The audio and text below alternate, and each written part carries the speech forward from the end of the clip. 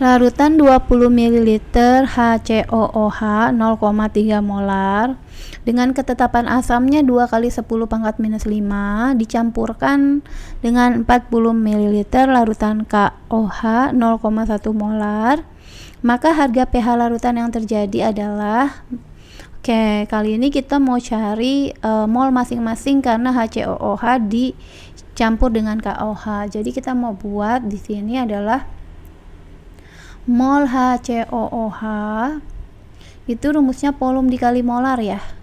Jadi volumenya 20 ml, kita pakai mili aja nggak apa-apa, dikali 0,3, ini hasilnya, ini molar ya, jadi hasilnya 6 milimol. Nah, kita cari juga mol dari KOH yang ini ya. KOH rumusnya sama, volum dikali molar, volumenya 40 ml dikalikan dengan molaritasnya 0,1 molar. Ini hasilnya bisa dicoret, jadi hasilnya adalah 4 milimol. Karena larutannya dicampur, kita buat dulu reaksinya. HCOOH kalau ditambah dengan KOH akan jadi HCOO, H-nya diganti dengan K ya, ditambah dengan H2O. Di sini ada, kita buat nanti mula-mula reaksi setimbang. Jadi ini adalah mol mula-mula ya. Mula-mula ini 6 mol, 6 milimol, ini KOH 4 milimol, produk belum terbentuk. Pada saat bereaksi, kurangkan dengan mol yang paling kecil karena akan tepat habis bereaksi. 6 untuk 1 HCOOH ya, 6 milimol. Kalau 4 milimol untuk 1 KOH, maka yang akan jadi reaksi pembatasnya adalah si KOH karena lebih kecil 4 mili. Berarti ini kita kurang dengan, karena pada saat bereaksi ini akan minus, berkurang karena ini koefisiennya 1, 1, 1, 1, maka kalau 1 kan 4, maka ini sama juga 1, 4, ini juga 4 karena 1, 4. Kalau misalnya di sini adalah 2, berarti 2 kali 4 jadi 8, atau misalnya kalau di sini 3 ya 3 kali 4 jadi 12. Oke, setelah itu tinggal kita jumlahkan ke bawah aja. 6 dikurang 4, 2, ini habis, ini 4, ini 4. Maka yang tersisa di sini adalah mol dari asam lemah, karena HCOOH ini adalah asam lemah, lalu KOH adalah basa kuat ya.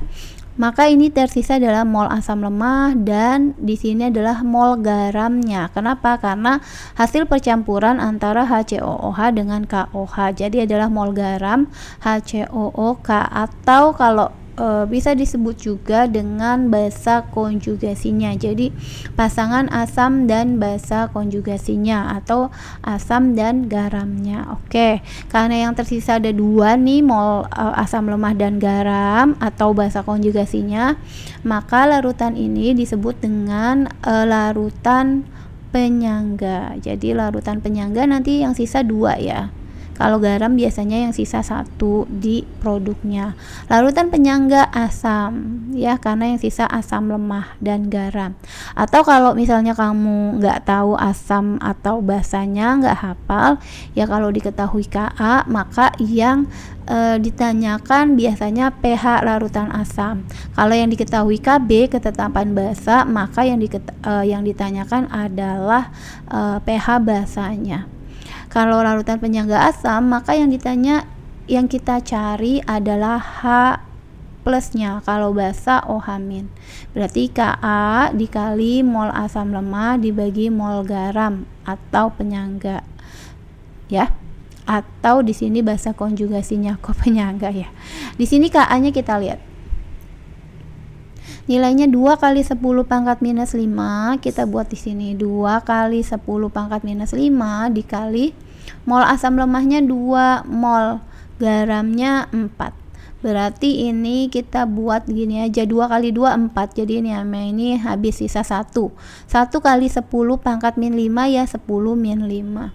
Maka pH di sini rumusnya kan minus log dari konsentrasi Jadi konsentrasi H plusnya ya, di sini H plus, maka kita buat min log, ini kita buat 10 pangkat minus 5.